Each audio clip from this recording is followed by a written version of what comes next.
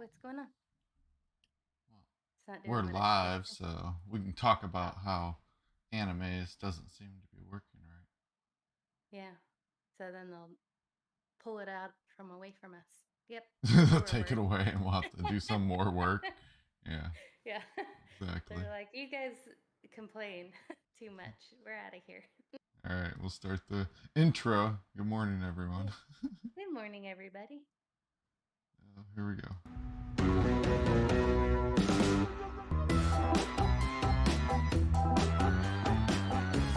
Can't do it a little wobble like you. It's funny. I do. I was doing a lot of wobble, like moving back and forth. Wobbling sounds bad. Wobbling. I was wobbling a lot. How many morning adult beverages have you had? None. All coffee. I'm on my last cup, so yep. Gonna be a fun show. You're on your last cup? Yeah. You're already at your limit? Yeah. Yep. One pot. I woke up early. Oh, I got eye problems. Uh-oh. Your real eyes or Real, your anime eyes? my both. All right, I think I can see now. Oh, wait. I didn't check to make sure we had sound. Well, isn't that what our moderators are for? You see, they're already hard at work in chat. Good morning, Patricia. Good morning, Patricia. Oh. Good morning, Craig. We got some Craig up in the hizzy. Yep. Yeah, we already got a like on our new artwork. Ooh. For the day. Yeah, the artwork I didn't notice. That was funny. That's what kind of was part of the early discussion. So she sent me 2 pictures, and I knew that I was getting one, and I saw the other one. I was just like, oh, that's nice, and just moved on. And then she's like, why didn't you use my new image? And Yeah, I put the new one up, the one that was meant for today, but I put the other one up because I was actually really excited about it. I liked the new one because it had our new title in it. And then, yeah, so now we got the other one back up. And then you'll get to see the other new image maybe someday. Got to leave soon. Oh my gosh. Fired. Oh my gosh. Actually, Fired. I should. You won't even get to see my special surprise for you at the end either. Oh, that is just horrible. Yeah, all our moderators got a special surprise at the end. Even though they quit like after 2 minutes to probably take somebody to the zoo or something. I'd quit to go to the zoo too. Just kidding. That's not nice. Huh? That's not nice. You quit just to go to the zoo? Those animals will be there every day, all day. They don't have anywhere else to go. That's why they need to go. Well, they're not really going. She works there. Well, that still counts. Yep, that still counts. I would love to work at the zoo. Would you? I've worked at places that felt like the zoo. we had a nightclub that used to be called the Zoo. Yikes. Yeah, I think it caught on fire and burned down. It was either that was the name of it or it switched to Jungle Gyms. Something like that. And then it burned down. I mean, not that it burnt down, but the rest of it's awesome. Yep. Yeah, we had where I'm from, we had a bar that burnt, I think 3 times. Like they had 2 pretty bad fires, and there was like a washing machine caught on fire because it was also a restaurant. So, but yeah, it's still there. So they needed lots of insurance money, huh? Yeah. Yep. Well, that's way off track. But have fun at the zoo. Yeah, have fun. And it's a nice zoo. Yeah? It's just a little baby zoo, you know, like one of those little... When I think of a little baby zoo now, like I think... like a daycare. No, it's actually a pretty good, decent-sized local zoo, we'll put it that way. But when I instantly, my brain went to, like, the Tiger King lady. And I never watched any of the series. but just the idea. I know there's those little like cat sanctuaries and those little like roadside zoos that probably shouldn't be operating. Oh But yeah, for sure. you know that when I said a little baby zoo, that's what I was thinking of. You know, it's just like some cage, like some chicken wire cages, and Yeah. you know Danger. Danger some Zoo. donkeys with like lion manes tied to them or something. You know, that's their I lion. like that you said donkeys and not like a cat. You're like it's not even close to the same thing. No, that's the point. Like not even. And it's like it's got like the pieces falling off, and you're like, that's not a lion. And you're like, they're like trying to stick it back. Oh no, no, no! Roar, roar, roar! You know. That's hilarious. Nope. I'm telling you, I could really do. I think I could do some sort of movies and stuff. Like definitely like, what's the low grade movies? What do they call them? They're not like B's, B. are they? Huh? Yeah, B movies. B movies? These would be like Mhm. Z M movies. movies, probably. M. Yeah, for massively bad. Oh, that's awesome. Yeah, when we were teenagers, Mhm. there's this I can't remember what the movie's called. Maybe now I wish I could remember. Anyways, there's this really bad B movie that my boyfriend at the time was totally in love with, and we watched it. Like at one point that somebody gets a tire iron thrown at them and it breaks their leg. Like it's tossed gently and it like breaks the guy's leg. It's so bad. So we were like, "Oh, we need to make a sequel to this." And so it actually was really good. We got one scene basically. It's like 15 minutes. My little brother, he was a punk kid at the time, so he's driving the car through the lawn and just happened to be in the background. Like we were out in the middle of nowhere, it happened to be in the background. There was a chainsaw and then there was like a murder scene, and it was so good. But we're using a VHS recorder, and we were laughing so hard because it was so funny. So you could totally hear us like cracking up, just like we were falling down laughing because it was amazing. Like when we did like the squirt, we made blood out of ketchup and a bunch of other stuff. So we were squirting it on my brother, and like the lid came off, so like you could still see the lid on his chest, and it was amazing. Um, so yeah, I remember it fondly. But You know, if anyway, we lived closer together, I bet we'd make a movie together. Because we yeah, talked about it with our characters before. Remember when we were talking about it? mm-hmm. That'd be fun. We could get everybody in on it. Because I was just as you were telling the story. Wouldn't it be cool to like put out a post for a 1 day movie where you just invite a bunch of people and they got to bring their own props if they want to like have their idea kind of like in the movie, right? And Uh-huh. then you spend like maybe an hour and a half, 2 hours coming up with it, and then the rest of the day is making the movie. But it has to finish within that day. Like you can't, Right. you gotta, you can't, you can't like have everything, and then maybe you like leave things on the cutting room floor for the next time or something. But Yep. but it's a full length end to end movie because I know how hard it is to do that. Right? It takes Yeah. actual Yeah. time and I mean planning just to that. get 3 minutes or 15 minutes. That's like Yeah, our days, 15 minutes. Well, it took an entire day, and it entire day. literally just yeah. And that's probably what shorts could be, right? They do Yeah. those shorts, Yeah. but that would be fun. This, Because I would think because with like a large group of people, you could be recording multiple scenes at the same time. yeah. That would be kind Yeah, of cool. that would That be would be the best. You have different lead actors, but you try to make it like it's the same person in the different scenes. that's awesome. Yeah, it's just like they're the same character, but it's a Yes, different person. yes, yes, yes. That's the better way of saying it.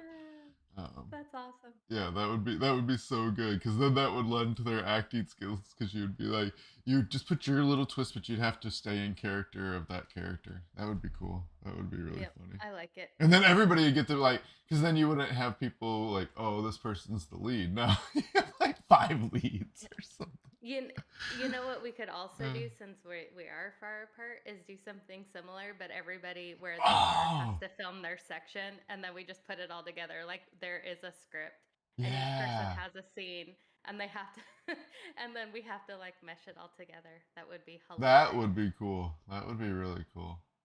Huh? That'd be fun. For a good rainy day project. Yeah, except for it's not all gonna rain at the same places. But yeah, That would be we'll funny have too. it's not raining yet here. That's why The my weather mansion would has be a big. completely different.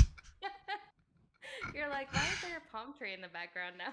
Yes. Why are they on the beach? They were just in the forest. Yes, that would be the best. Oh man, we'd get to do locations. Just think about that, because that's what they do in the movies, right? They go to the different locations. We would just have locations built in. Yep, that's awesome. I like it. I think Phil would really like it. Phil likes that kind of stuff. Yep. What do you think, guys? Everyone out there?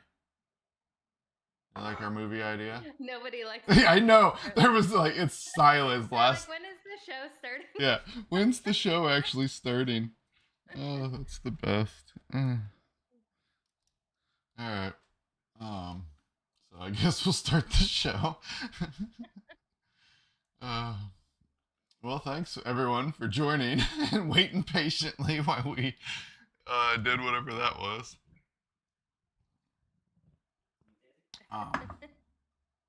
Still, it's like the chat's broken. I swear. What? We need a new community. I'm tired of our old community. Aww. Yep. I like our community. We're dropping. We're dropping them. We'll have no Moderators. community then. Huh? We won't have a community. I know. I know. We can drop our community. Yep.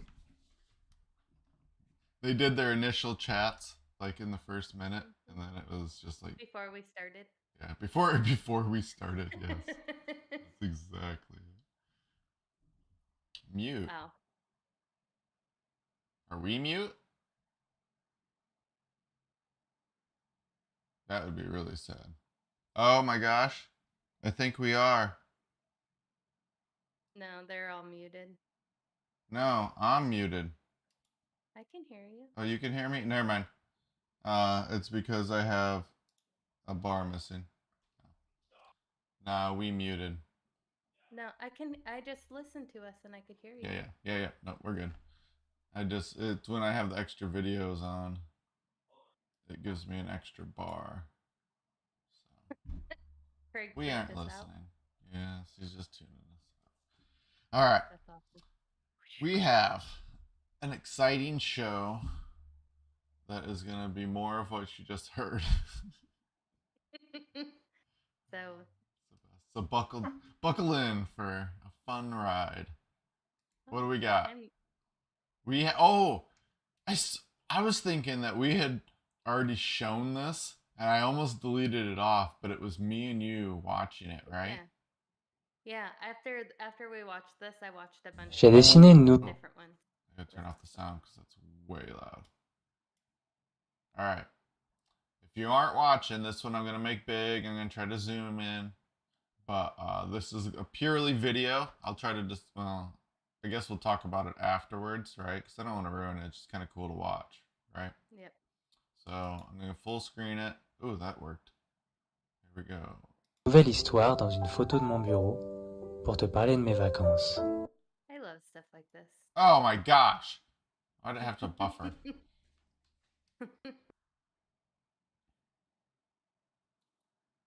I even like that you can see the person's hand. Yeah.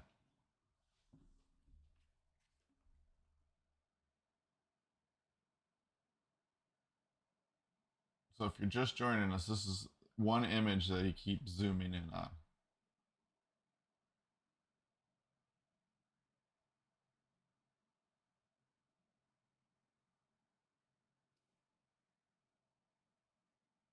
I didn't notice that guy had drool the last time we watched it. It's funny that you notice new things each time. That's the best part, right? Well, you'd have to search so long to find this stuff in each layer. You'd be searching all these little guys.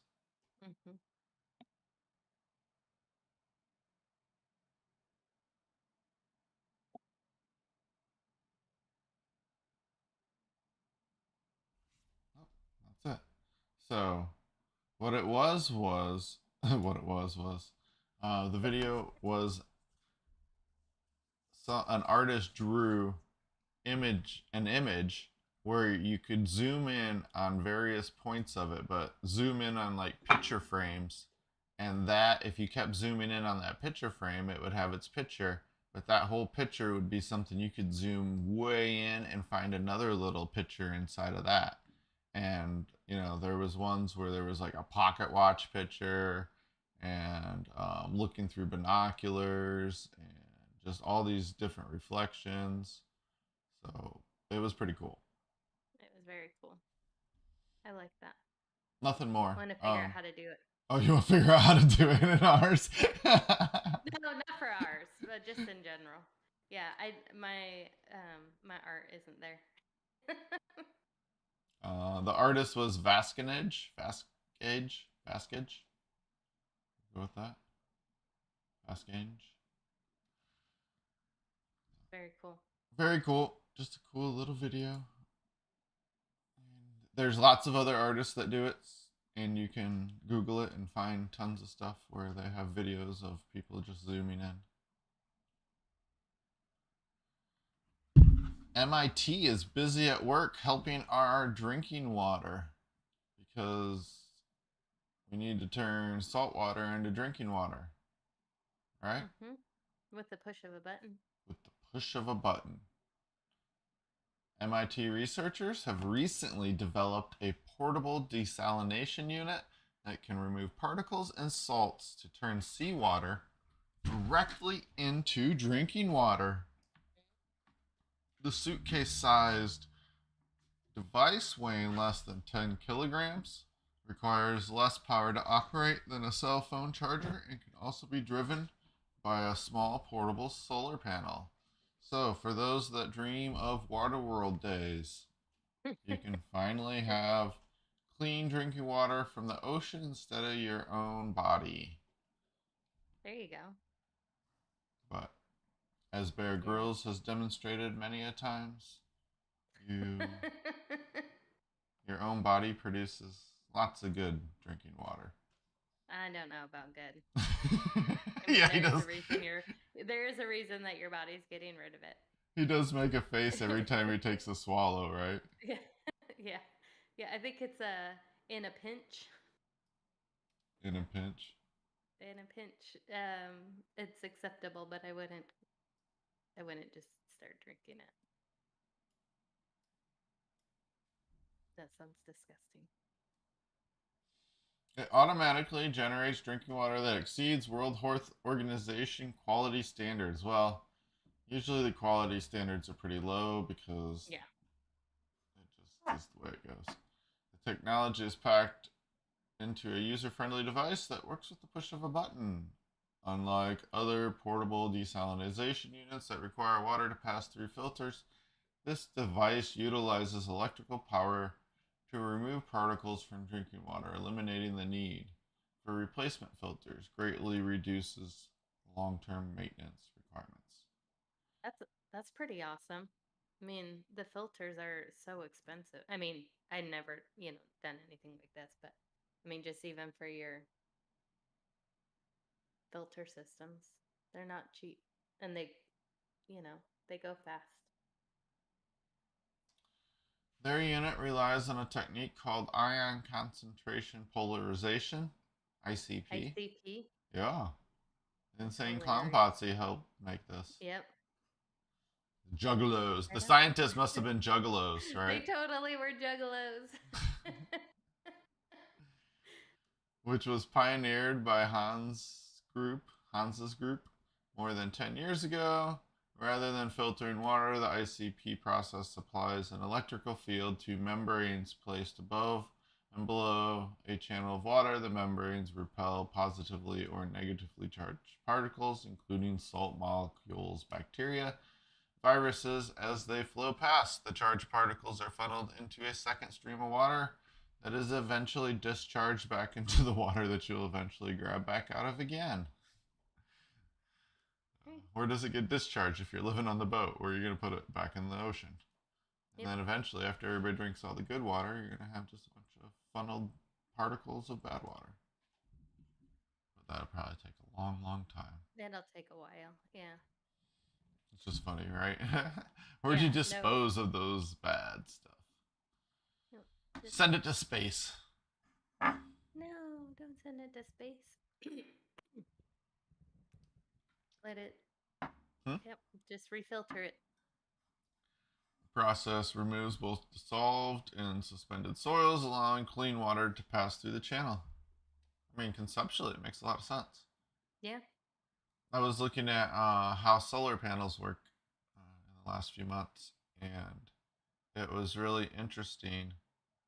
It's kind of the same idea where photons of light come in and knock out electrons, and then they go in the circuit instead. They get collected and they go in the circuit, and it's kind of like the same thing where here, when you're working at an atomic level, you're knocking out little particles, salt molecules, bacteria, and stuff.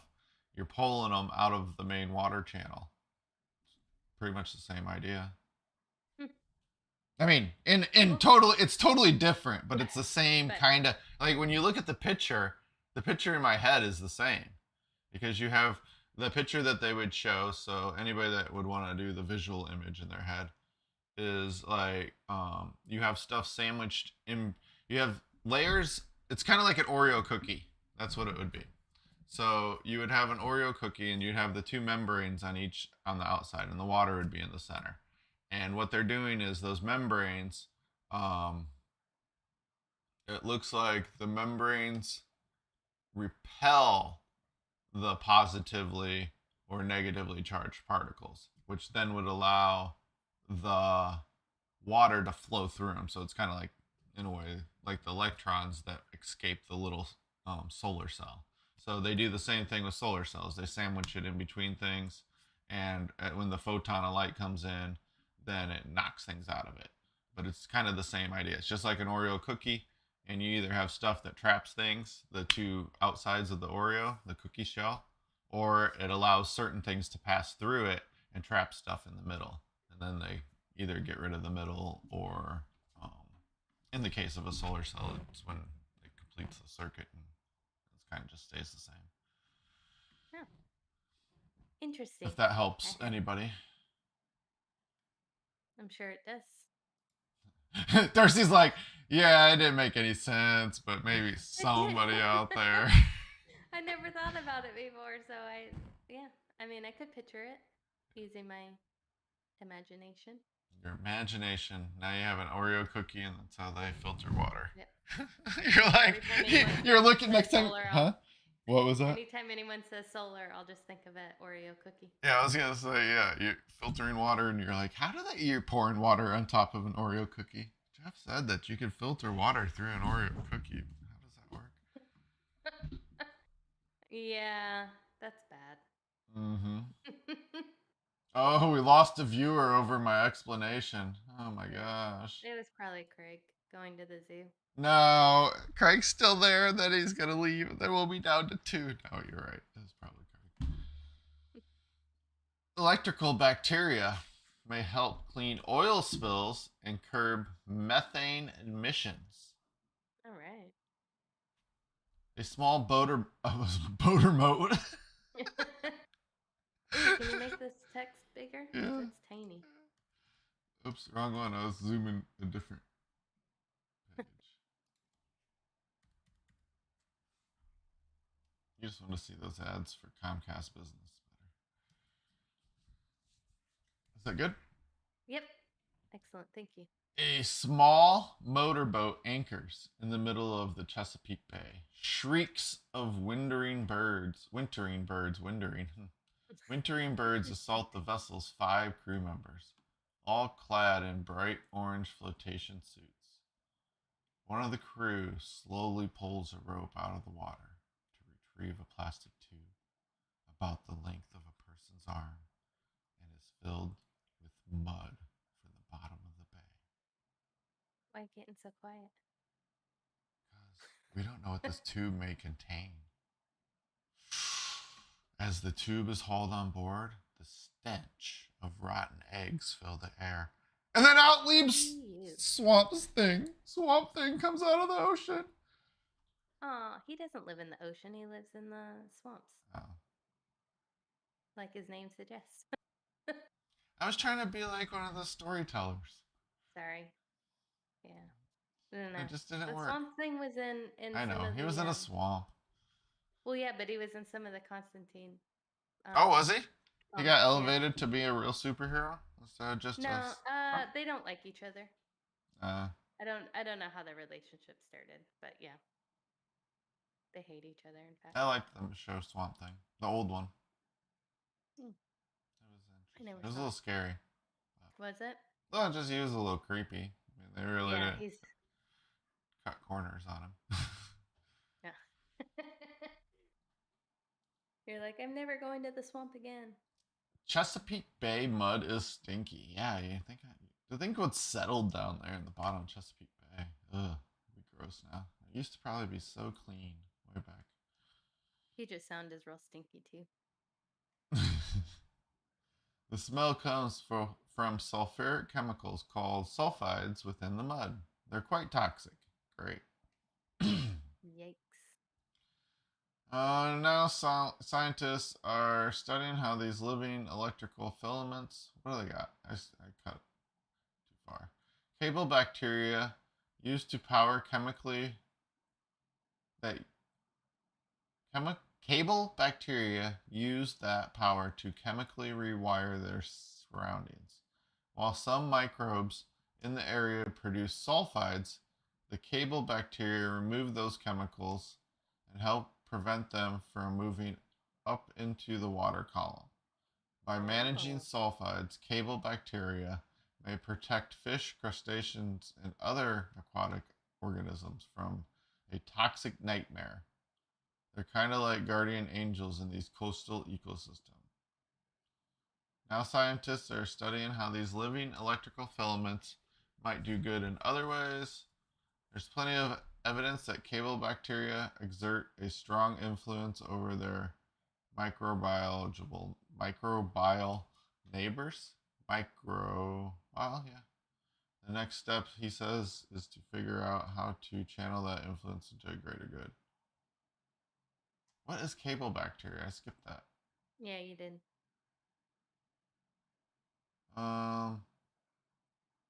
Sample foul muck and track the abundance of squiggling mud dwellers called cable bacteria.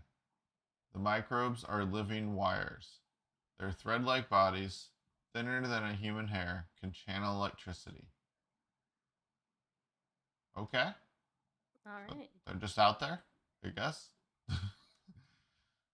And so then they nestle shallow in the sediment with one end positioned near the surface where the oxygen and other end plug deeper into sulfide-rich zones.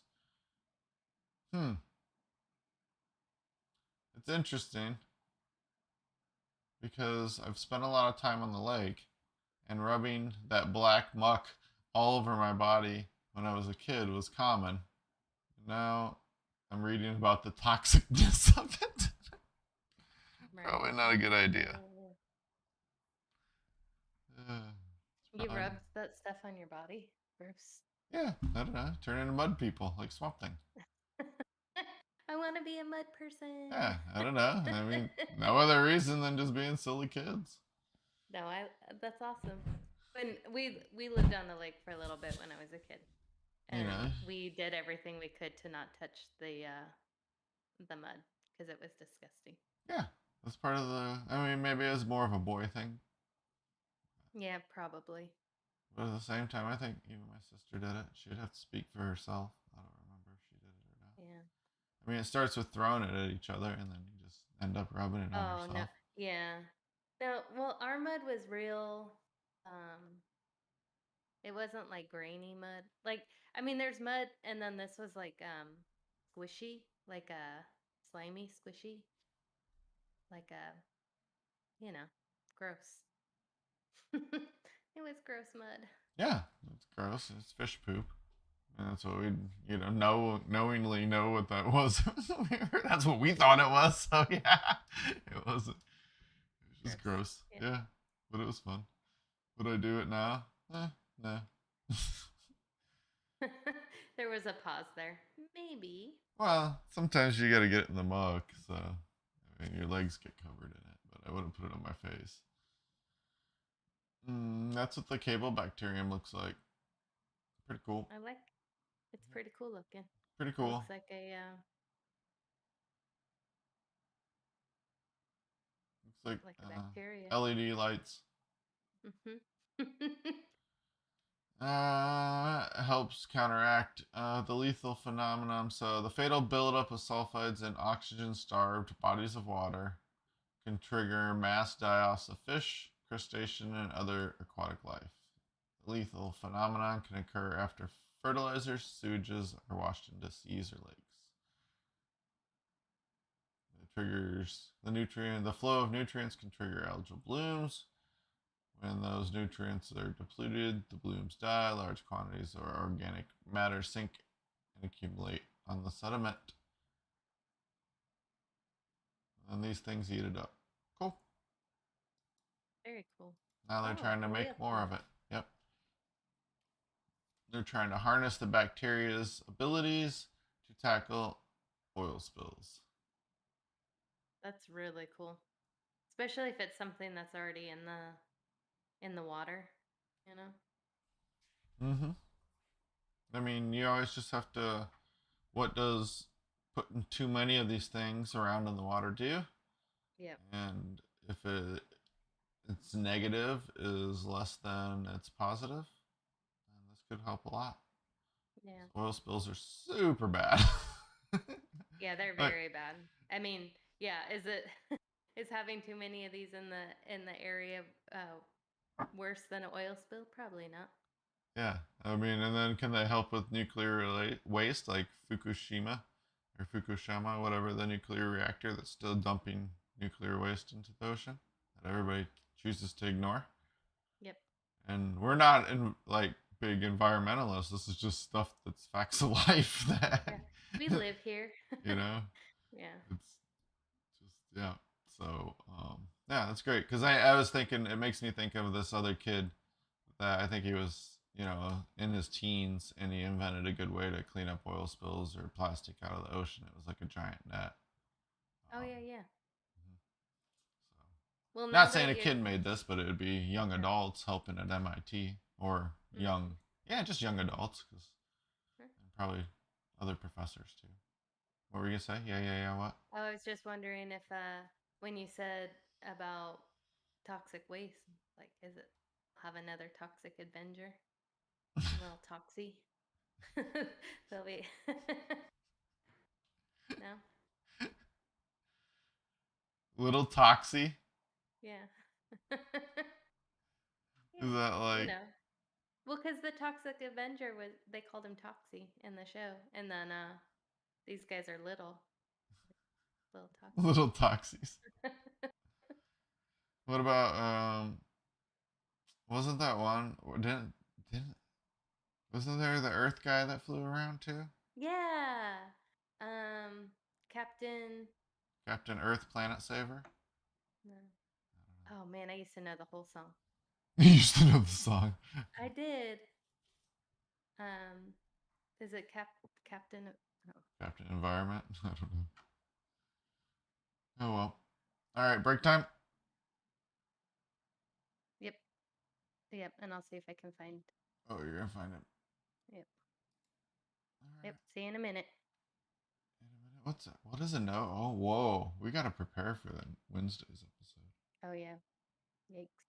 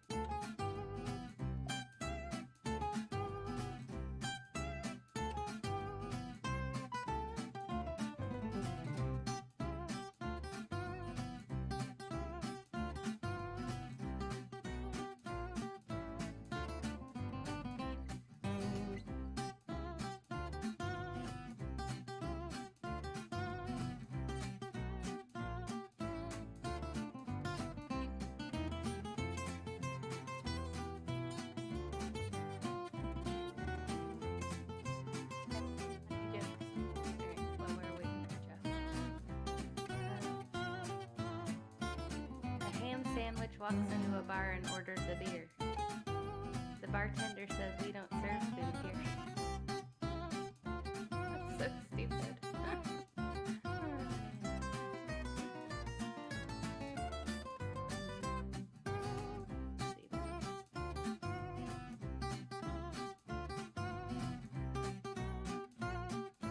Why did the Clydesdale give the pony a glass of water? Because it was a little horse. Yeah, that was stupid.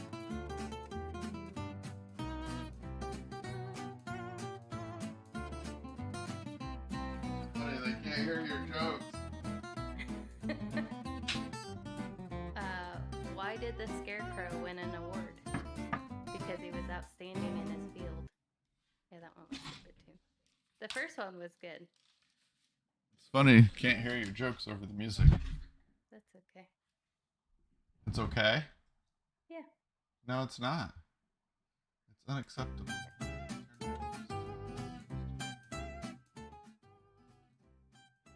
There we go. What was the jokes? Well, there was only one funny one. There's only one funny one. There's only one funny one.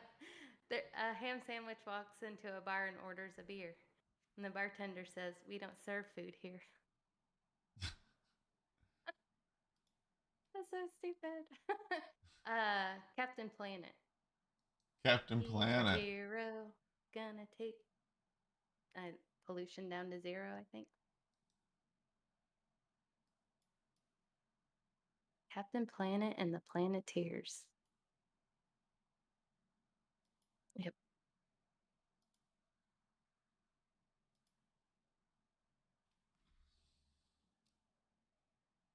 Interesting.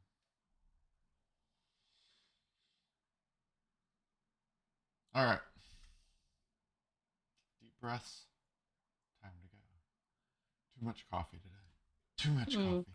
No, there's never too much coffee. We need more science is what we need. It's a bit of science. Oh, so more coffee then. All right. Yep.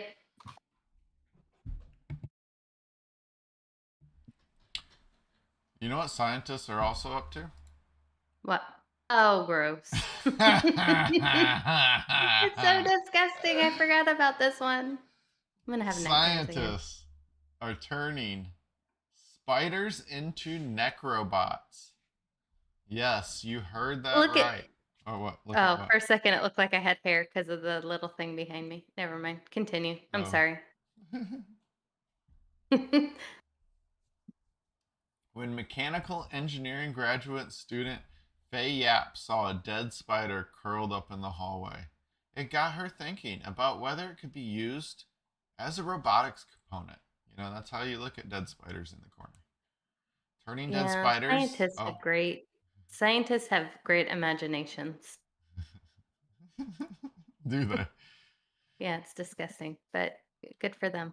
Turning dead spiders into mechanical grippers may be some people's idea of a nightmare scenario, but it could have tangible benefits. Spider legs can grip large, delicate, and irregularly shaped objects firmly and softly without breaking them. So, in collaboration with mechanical engineer Daniel Preston, who also said, hey, let's work on dead spiders. Yeah. Yap and her colleagues at Rice University discovered a way to make a dead wolf spider's legs unfurl and grip onto objects. Why couldn't they use a daddy long legs? They're like, wait, let's go with the worst one. Weirdly, spider legs don't have muscles for extensions, but instead move their legs via hydraulic pressure. They have what's called a prosoma chamber or a cephalothorax. Cool, I'm not going to even try that again. Yeah. Which contracts sending their inner body fluids into their legs, making them extend. So that's how they walk. They don't have muscles. They have fluid that flows in and out of their legs. Yep. Just when you thought that they couldn't get any more gross. I'm like all itchy now. I wonder don't if like this one. I wonder if they feel pain in their legs. Oh, wait till you see the next one. You don't even know what the next one is. It's a surprise. Oh, Yeah, I love surprises. that sounds confident. I need to recalibrate. So give me a second. I'm trying to make a sad face. Mm.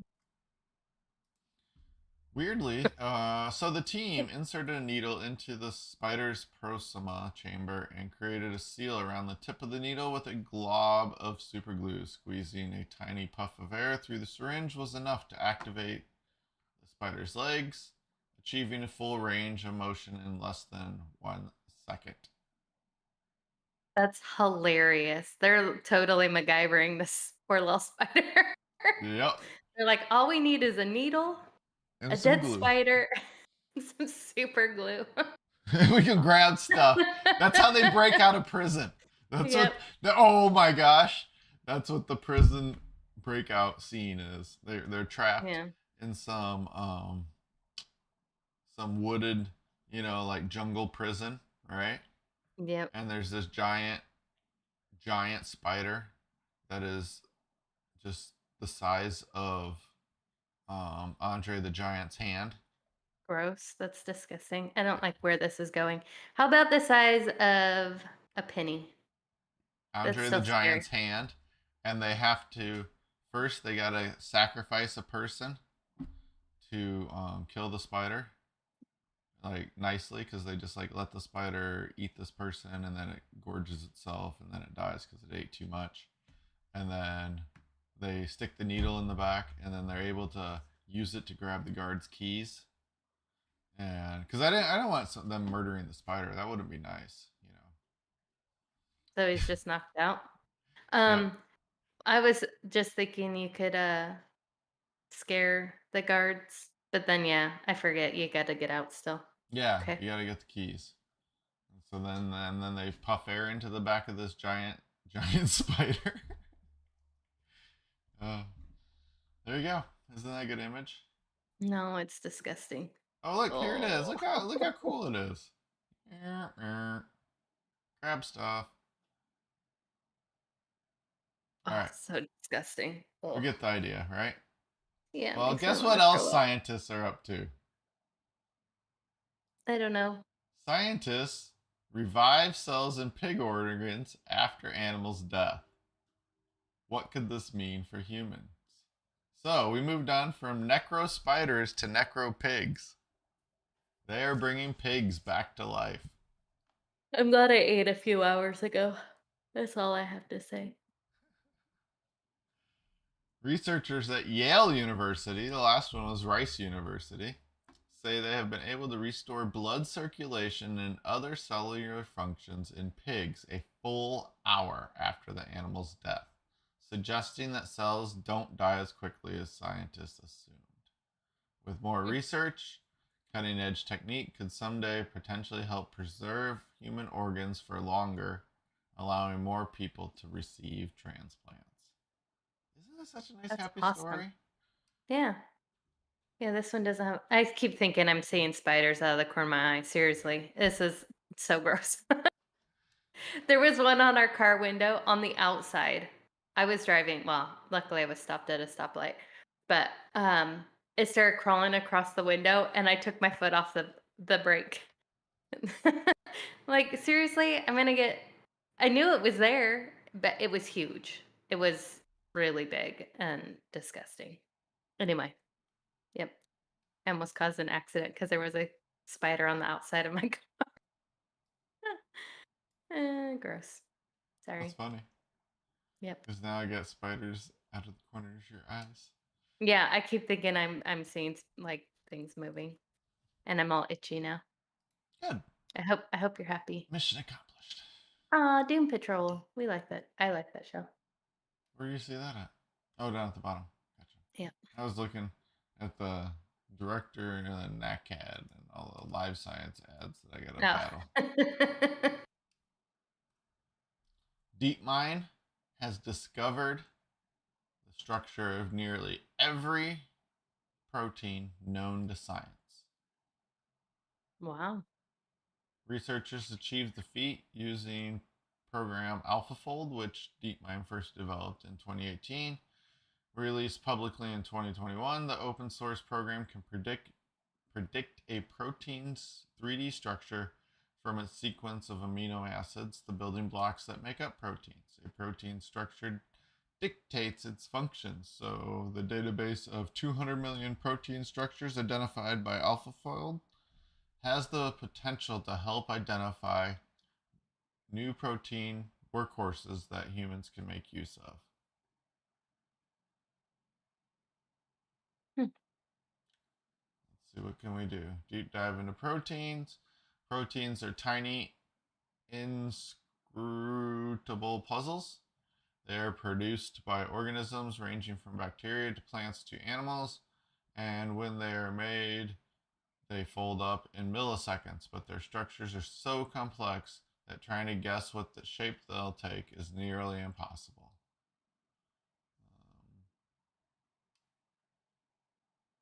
Making proteins work. They're to use, according to The Guardian, the program enabled researchers to finally characterize a key malaria parasite protein that hadn't been amenable to X-ray something or other, crystallography. This is the researchers, blah, blah, blah, blah, blah. The discovery could lead to new ways to protect important egg-laying animals like honeybees and fish from disease. That's awesome. Reveal the structure, a reproductive and immune protein that is made by all egg-laying animals. Yep, cool. Yeah, AI strikes again. I think it might be SciShow. Either SciShow or Eons has a really cool video about the bacteria that causes malaria. Just wanted to throw that out there. It was cool. It was really interesting. I learned a lot. SciShow's really Nothing good. that I can repeat here today because I can't remember. Can't remember details. Well, when we're working on the microscopic level, a nano-robot built entirely from DNA to explore cell processes. What? That's awesome. Constructing a tiny robot from DNA and using it to study cell processes invisible to the naked eye. You would be forgiven for thinking it's science fiction, but it is, in fact, the subject of serious research. This highly innovative nano-robot should enable closer study of the mechanical forces applied at microscopic levels, which are crucial for many biological and pathological processes. Now that they know how all the proteins work, they're also making little baby robots the size of DNA from your DNA. Yeah, from your DNA. Not actual babies, just tiny ones. Right? Mm-hmm.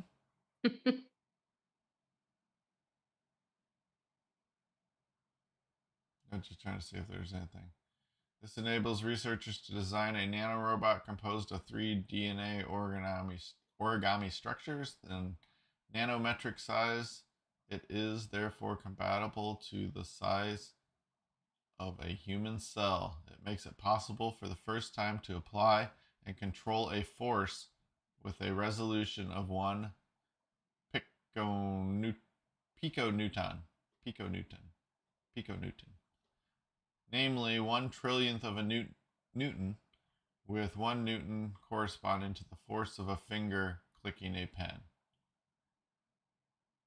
Wow. This is the first time that a human-made, self-assembled, DNA-based object can apply force with this accuracy. The team began coupling the robot with a molecule that recognizes a mechanoreceptor. This is made possible, blah, blah, blah. Such a tool is very valuable for basic research, as it could be used to better understand the molecular mechanisms involved in a cell mechanosensitivity and discover new cell receptors sensitive to mechanical forces. Thanks to the robot, scientists will also be able to study more precisely at what moment, when applying force, key signaling pathways for many biological and pathological processes are activated at the cell level. So the robot is useful for measuring force, I think, of things like cells connecting together. Would be kind of a generic way to describe it. That's pretty crazy. That is crazy. I guess it's not too far fetched when those people were talking about them injecting robots into your body with the COVID shot. Right? Yeah. It's like I inner space. mean, you can't see it. Well, I can't see a cell in my body. Yep. But all they would do, I mean, it's not like these nano-robots are doing anything. They're just able to measure like a force. So it's not doing anything. It's not doing what people would expect. So injecting them in your body really wouldn't be, there wouldn't be a purpose, right? Just randomly. Yeah, I don't think so. But what do I know? Yep. We'll leave that up to the conspiracy theorists, right? Yep. The shape of the human brain has barely changed in the past 160,000 years. We haven't gotten a brain change in a while. An analysis of fossils suggests changes in the shape of the brain case during human evolution were linked to alterations in the face rather than changes in the brain itself. That's pretty cool. I mean, that means that 160,000 years ago, people could still, I don't know. I mean, obviously they wouldn't know all the things we know now because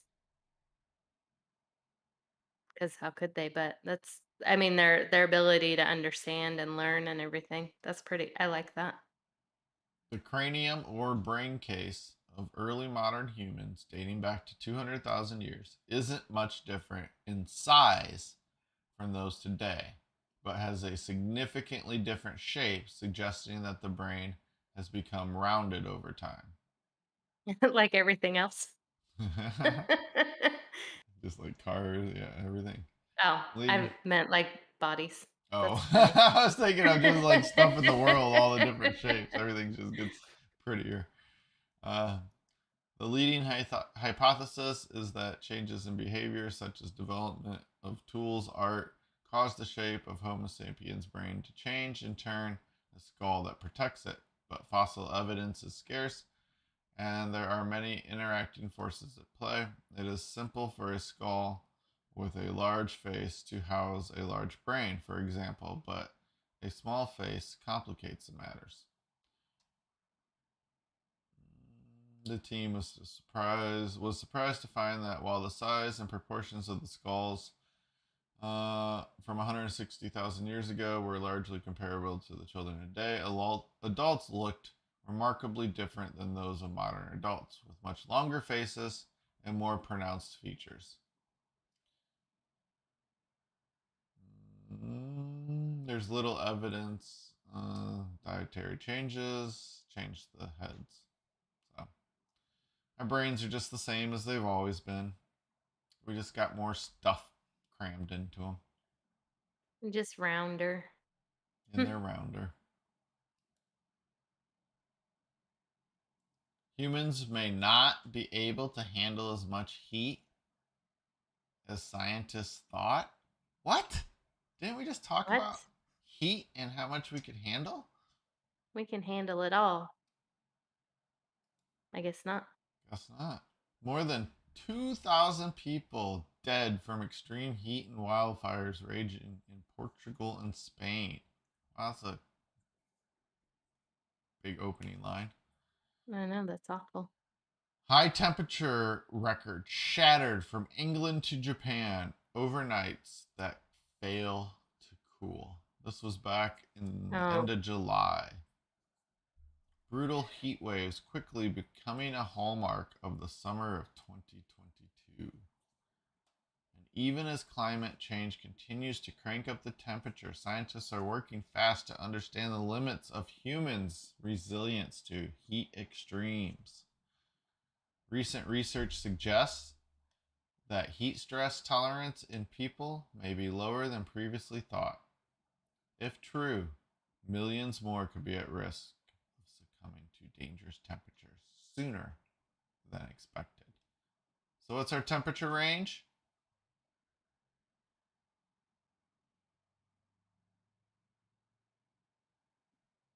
Staying cool. Optimal temperature is 98.6.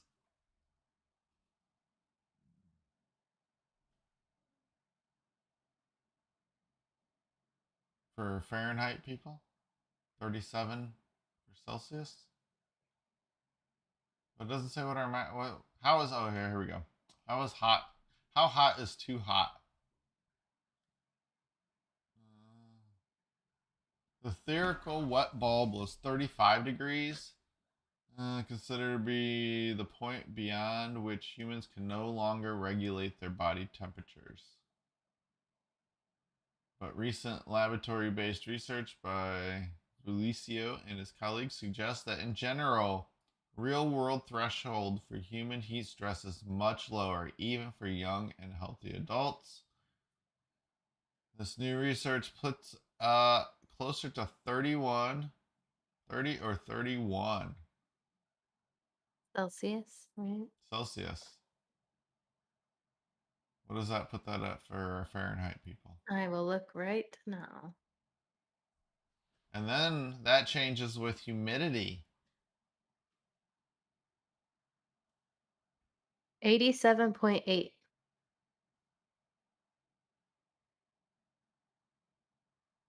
Wow, that's a lot lower. Yeah, it's basically our inner temperature.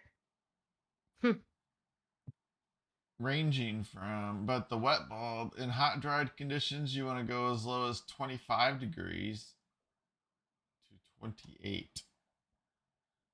The researchers reported that, for context, in a very dry environment, about 10% humidity, a wet bulb temperature of 25 degrees Celsius would correspond to an air temperature of about 50 degrees Celsius. So 25 degrees Celsius is 77 degrees Fahrenheit. Yeah, and then 50s 122.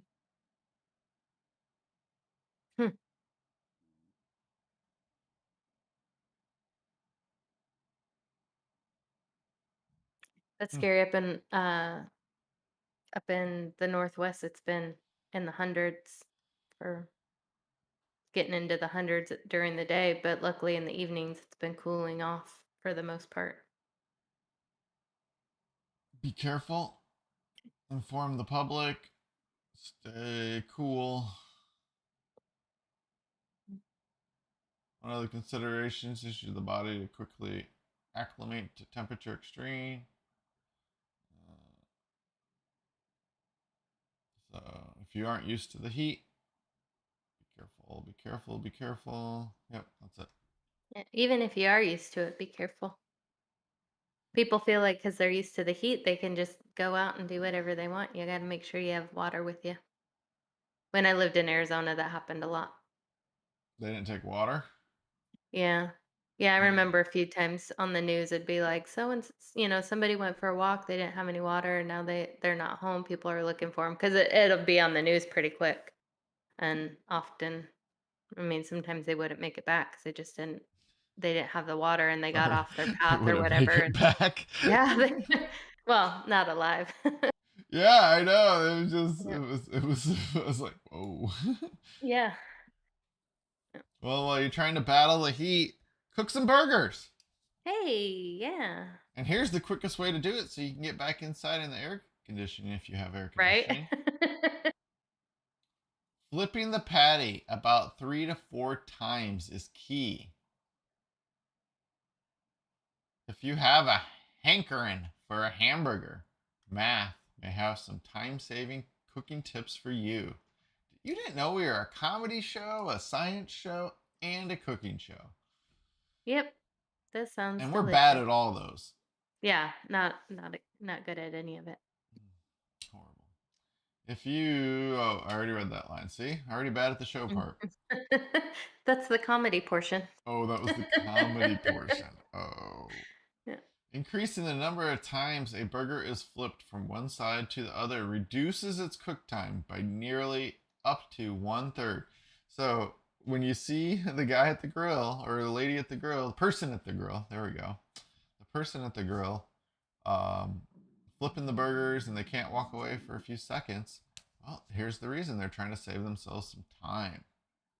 I thought you weren't supposed to flip as often because it locks in the juices. I don't Look, know if that's true. this comes from Science News. Well, they didn't say it was the best way. They said it's the quickest way. I'm just curious. Quickest and But best are the same. best. I make turkey burgers, and every time I do, well, I make them on the stove, and my house is always real smoky. Every time I do it, I haven't figured out how to not make it a a smoky house when I make burgers. Yeah. Speaking of not being good at cooking. Cooks Same at thing home happens when I probably make won't see bacon. this benefit though, so you're No, right. I probably won't. It says cooks at home probably won't see much benefit out of more than 3 to 4 flips. They used math to model how heat moves through an infinite slab of meat, which cooks continuously on only the bottom side and cools on the top until the meat is flipped. Flipping the heated meat evenly, speeding up cooking. Oh, flipping heated the meat evenly, speeding up cooking. The more flips led to a faster cook. For example, flipping this theoretical 1 centimeter thick patty just once gave it a cook time of 80 seconds, while flipping it 10 times at intervals ranging from 6 to 11 seconds resulted in a cook time of 69 seconds. Continuing to flip the burger led to a maximum decrease of 29% in cooking time. But it seemed to diminish as the number of flips increased beyond a certain threshold. After 3 or 4 flips, the gain seemed negligible. But what does this mean for us regular non-scientists flipping a theoretical Non-mathematicians? Yeah. But is there one size that fits all to cook a burger? The idea of a perfect anything is just nonsense, right? It's all based on what you want. His friends probably wouldn't want this theoretical hamburger. The mathematician jokes. The infinite slab of meat is considered cooked when it reaches 70 degrees Celsius. That's no burger. They would just want to eat because it's quite well done. It's no burger they would want to eat because it's quite well done. So we read an article that means nothing? No. It means that you gotta, the idea behind it was that if you keep the burger warm on both sides, right, that it's going to cook more thoroughly. Yep. Isn't that all what the way it through? was? Yep. If you want a well done burger, flip it 3 or 4 times in 60 seconds. In 60 seconds? I don't think it was that, but yeah. You might get a raw burger if it's like flip. Yeah.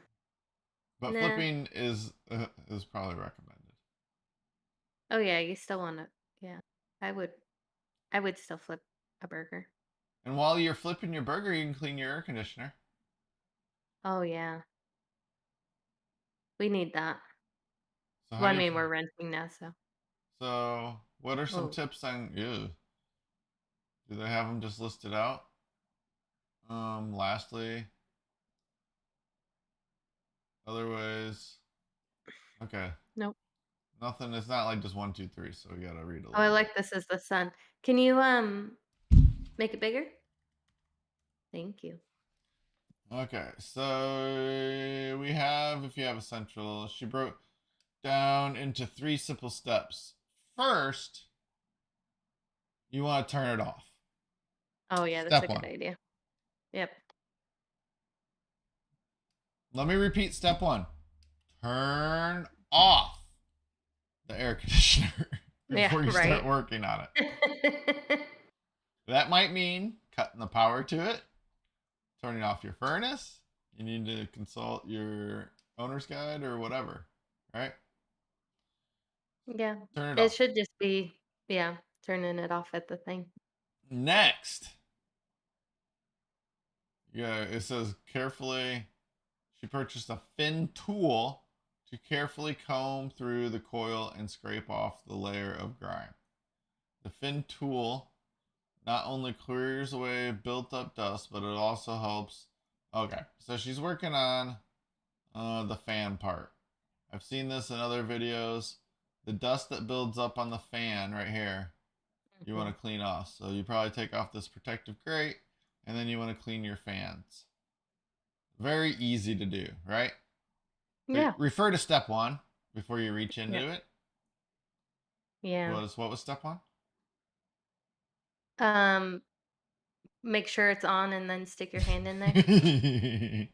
Is that how you Just lost kidding. your arms? Yeah. I don't have hands. The dust in the fins limit the airflow across. So then you want to pull out any sticks and leaves. And then I've heard that you want to spray with a hose into this, but I would Mm. definitely refer to an expert before you start messing with this thingy majig. It's like the little radiator thingy. Yep. Um, I know that you do want to straighten them. You don't want to touch it. You don't want to bend the little itty bitty things behind the guard. You can tell I'm an expert, Yep. but I've seen a few cleaning videos. Definitely the clean out that you want to keep here. And what Jeff's recommendations would be: keep all kinds of plant life away from your air conditioner. Yeah, that's a good idea. And then, Yeah, we yep, just had people go come ahead. and do ours. Yeah, We're like, we pay for don't know. professional service. Yeah, exactly. Yeah. But these are easy things you can do. Like you shouldn't have to pay somebody to come clean away the trees growing right next to your air Oh yeah, conditioner for or sure. bushes and stuff. And then Yeah. if it looks dirty, you can wash it. I mean, it's out in the rain, so why couldn't you spray some water? Again, it should be off, and you don't want to spray on electrical stuff probably, but you can clean the fins. It's pretty easy Mhm. to do. I've seen videos where they spray into this and then it rinses out all kinds of nastiness. I'd probably go the other way if you could, like spray from the inside Spray out. out. That'd probably be cool. But refer to experts, owner's guide before you go messing with it. But you could clean away branches and leaves if there's a bunch of leaves stuck on top of it. You'd be surprised. Or if you see your neighbor might have like roots growing in and out of theirs, you can go clean up your neighbor's air conditioner. Oh, that would be nice. Do we have time for a quick Yep, quick I was break? just gonna say we're gonna take a quick break, Oh, and then we will be back to talk about space. I can't wait. Well, the Earth's core, but it's our space section.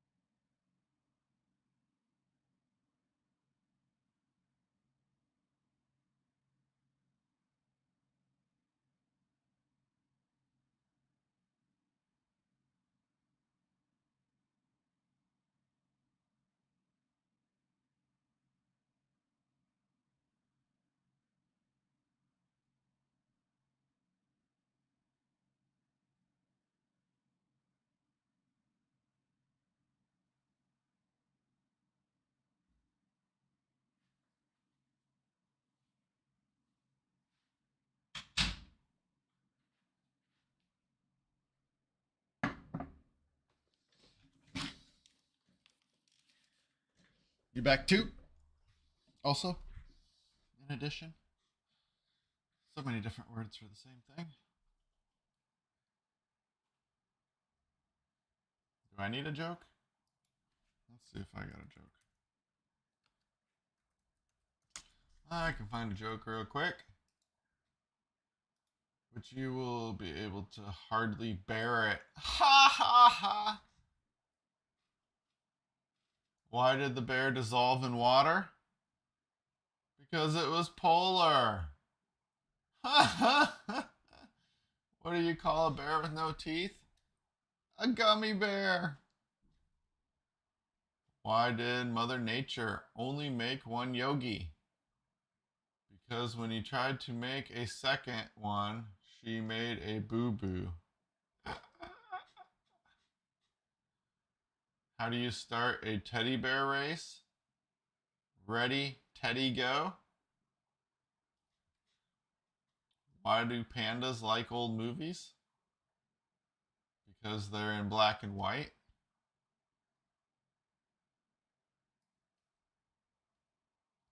She's not going to stop me. What is a bear's favorite drink? Coca-Cola? That was horrible. What did the teddy bear say after dinner? I'm stuffed. Why did the bear cross the road?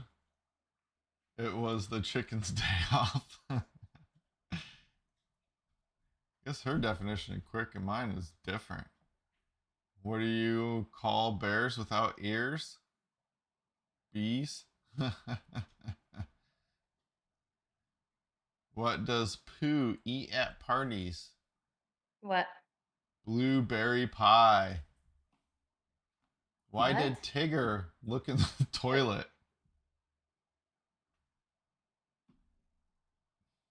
What? Why? He was looking for Pooh. Oh yeah. I was like, it's gotta be something about poo. I didn't understand the last one. What was it again? What does Pooh eat at parties? Yeah. Blueberry It, pie. It wasn't a joke on the Pooh, it was just another bear joke. oh. Gotcha. Oh, these are bear jokes? Uh-huh. Oh. We were already up to like joke number 12. Oh yeah? Why didn't the baby leave his mama? Why? Because he couldn't bear it. That's Why did Mother Nature only make one Yogi Bear? You missed this one. Because why? when he tried to make a second one, she made a boo-boo. You gonna laugh out of that? Sure. I was trying not to laugh because it was silly. Why do polar bears have fur coats? Why? Because they would look weird in ski jackets. Oh, geez. Yep, they would. What do you get when you cross a teddy bear with a wild hog? A teddy boar. All right, enough of that. Okay. I'm gonna recalibrate. Recalibrating.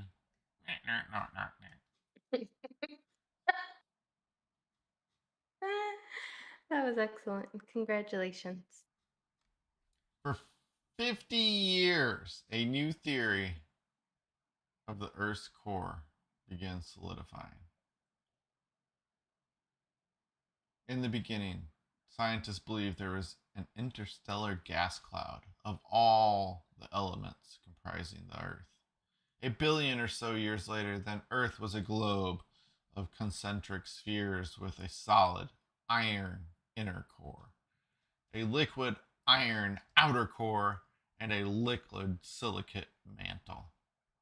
The current theory is the primeval cloud's materials accreted, and that sometimes after accretion, the iron melted by radioactive heating sank towards the center of the globe. But now another concept is gaining ground that the Earth What? It's like the same words over and over. Yep. May have accreted with the core's formation and accretion occurring simultaneously. Whoa. This is less exciting than I thought it was going to be. Oh, good. It's only super short. Update. Now most.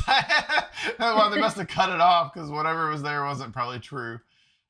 Now most scientists agree that the core Earth formed as materials that make up the Earth collided and glued together, and that the process was driven from the smash ups. The planet's heart is primarily made of iron, nickel, and some oxygen, but what other elements may dwell there and in what forms remain open question. So it's funny. This was like the competing thing, and then all of a sudden they're like, nah, we're back to the original theory.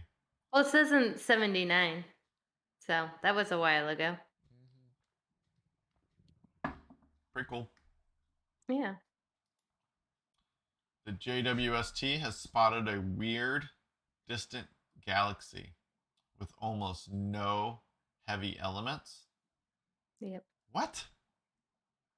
There's Aww. What? Continue reading. Subscribe today. There's a strange metal poor galaxy lurking in the distant universe. This very first image released by the JWST team revealed a galaxy with a far fewer heavy elements than we would expect, which might mean that it's sucking up the pristine hydrogen gas from intergalactic space. What? That's pretty cool. Cool. Yeah.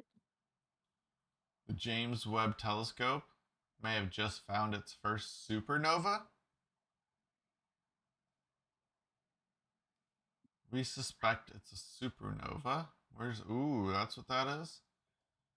The bright object is probably the first supernova spotted by the Webb telescope. It's extremely bright compared to the rest of the galaxy, for one thing.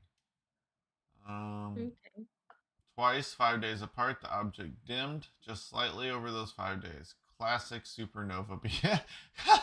This is the way it is. Classic supernova behavior. We need more time series data to make a determination, but the data we do have does match that of a supernova, so it's a very good candidate. I wonder how far away it was. 3 to 4 billion light years? No, because that's how long ago it was. The blink of an eye. Does it say up here? Nope.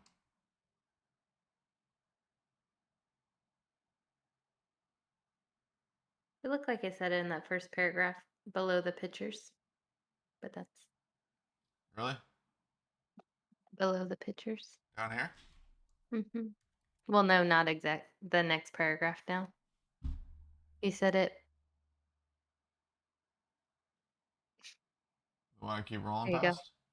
go. Yep, right there. Yeah, it says the explosion happened 3 to 4 billion years ago. Yeah.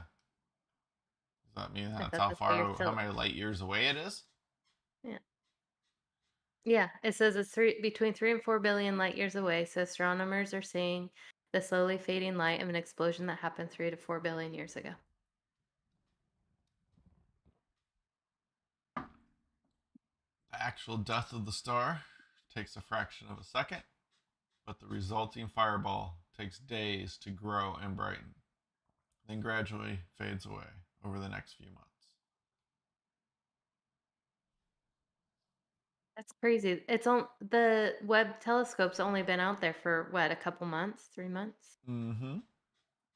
And we're getting to see something that lasts only a month. That's so cool. That's very cool. Days.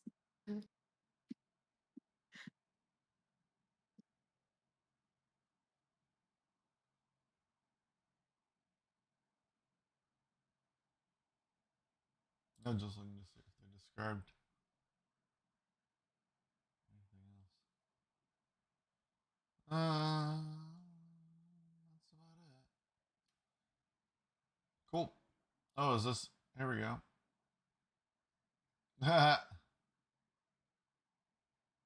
That's it. Oh, That's what they noticed. it's sending out an SOS. Deet, deet, deet, deet, deet, deet. It's not the same image, but No. this No is one's from the 31st and then. of 2013 and 2012. Oh.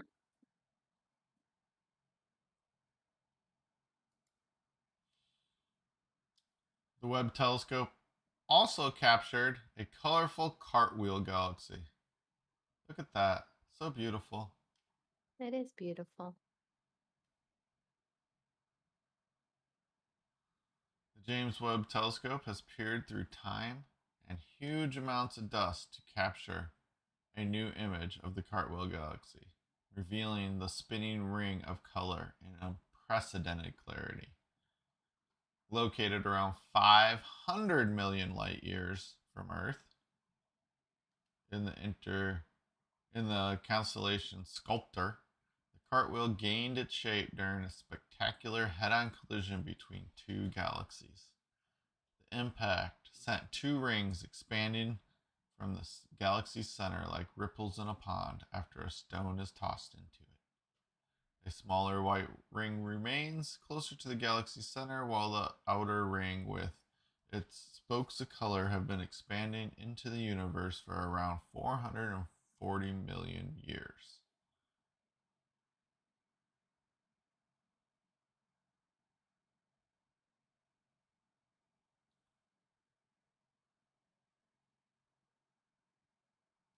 The That's Hubble awesome. had previously captured it,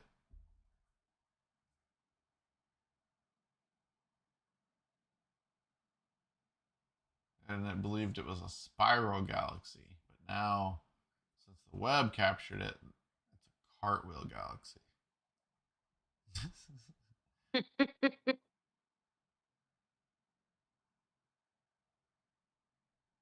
Behind the cartwheel, two smaller galaxies shine brightly, while even more galaxies can be seen behind them. Observations show that the Cartwheel Galaxy is still in a very transitionary stage. Let's see. The 440 million year transition stage. Mm-hmm. I guess they're talking about all the other little dots behind it, right? Mm-hmm. It's kind of cool. All right. As we come to the end of the show, did you know Oh, 10 incredible horseshoe crab facts? I only know one, What? and it's number 2. Horseshoe crablet is blue. That's all I know.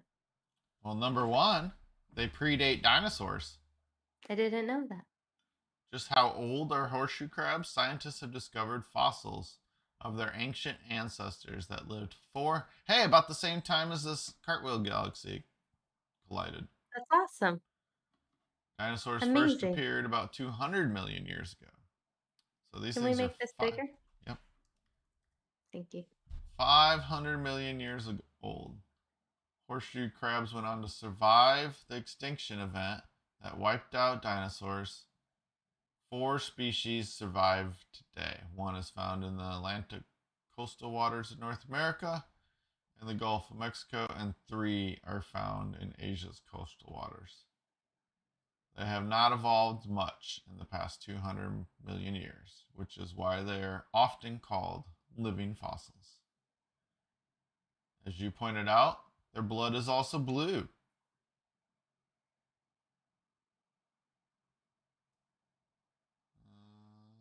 Horseshoe crabs have different oxygen carrying protein called hemocyan. The hemocyanin has copper rather than iron, which gives the horseshoe crab its blue color blood. Ooh. They have 6 pairs of legs, but only 5 are for walking. What are the other ones for? Oh. They eat worms. The last pair, called Clycera, move food into their mouths. Horseshoe crabs have no jaws, so they crush their meals between their legs before eating. That's awesome. They're like, you can't tell horseshoe crab not to play with its food. One horseshoe crab can lay 4,000 eggs.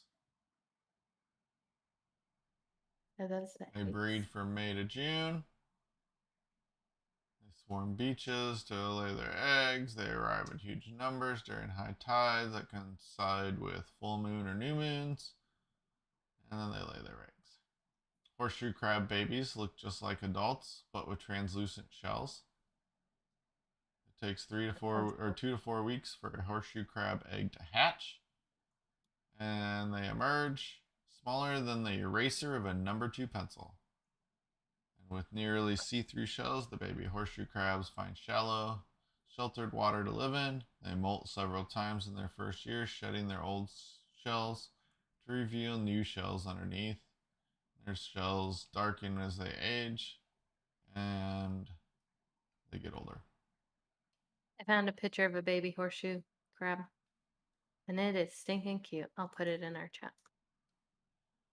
Many shorebirds can't survive without horseshoe crab because they eat their eggs.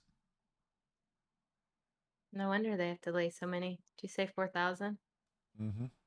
They're not true crabs. They're arthropods.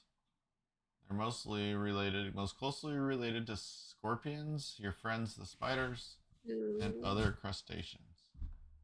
They're only living members of the Exophosura order. Let's see these little baby guys. I think you got that. You think? I think so. That sounded right.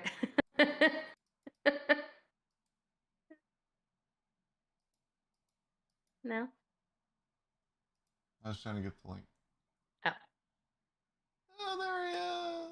There it is. Just a little itty bitty person. They're little. Yep. And they're see-through, just like they said. They look like a little contact lens. They do. Don't put it in your eye, folks. No, don't. You may be alive today thanks to a horseshoe crab. Horseshoe crab's blood contain a unique enzyme called luminous, whatever, LAL. It causes right. the blood to coagulate when exposed to bacteria and endotoxins, which can be deadly. Biomedical companies use LAL to test medicines, vaccines, implants, and more for endotoxins. That's how they ensure medical equipment is safe for people. Unfortunately, many horseshoe crabs die in this process of collecting their blood. And so scientists are figuring out ways to not murder. Yeah. A horseshoe crabs. Oh, what? We're like vampires. To the horseshoe crabs. We're just taking some blood. Just need a little blood. And then, oh, you didn't survive? Oh, I guess we'll take the rest. Yep. A horseshoe crab's pointed tail is not for self-defense.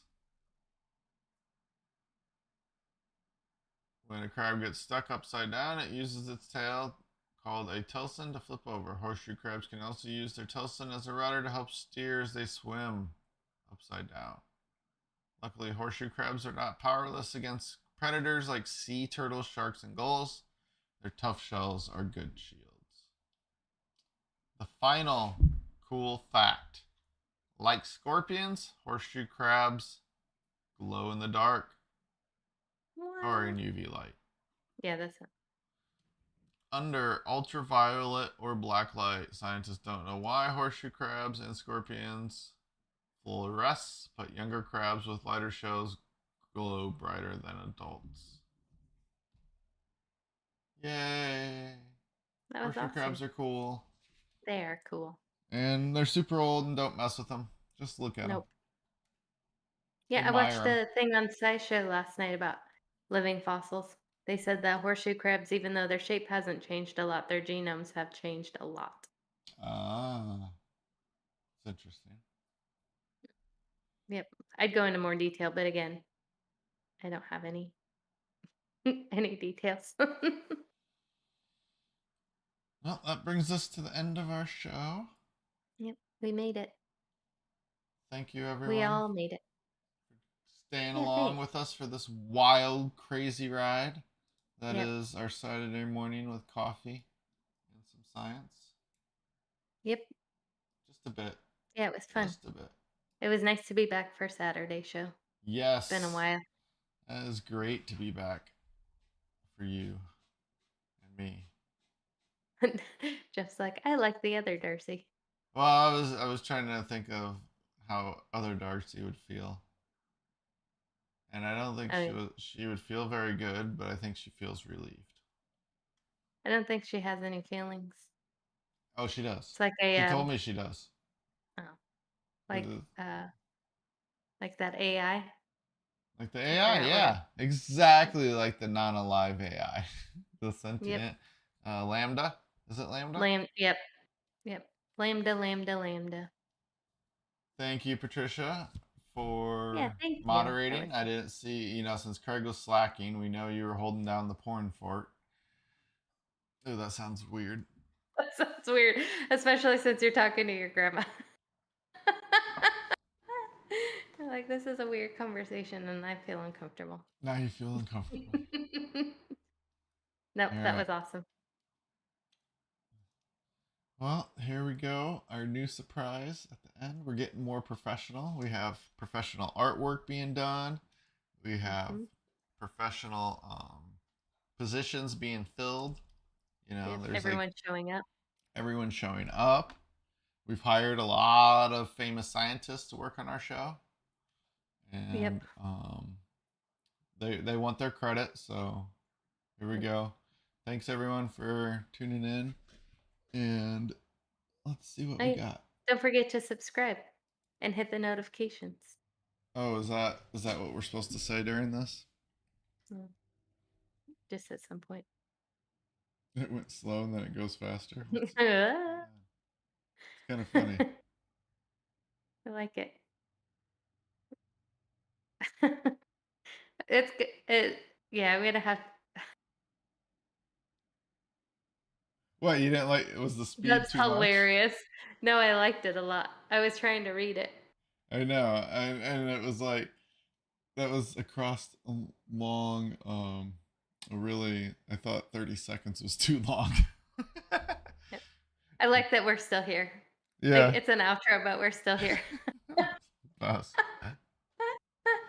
We don't know when to leave. Yep. All right then. Bye. Bye.